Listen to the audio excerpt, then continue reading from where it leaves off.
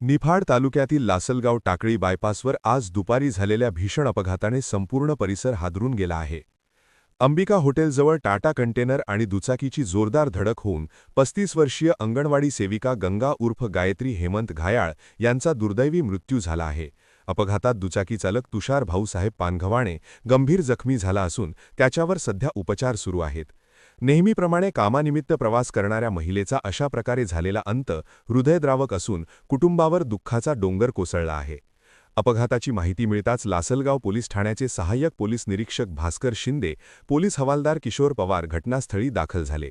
घटनेचा पंचनामा केला असून अपघाताचे नेमके कारण शोधण्याचे काम सुरू आहे. या भीषण अपघातामुळे पुन्हा एकदा बायपास रस्त्यावरील वेग, अवजड वाहनांची वाहतूक आणि सुरक्षिततेचा प्रश्न ऐरणीवर आला आहे. न्यूज ब्युरो रिपोर्ट, सागर शिंदे, निफाड.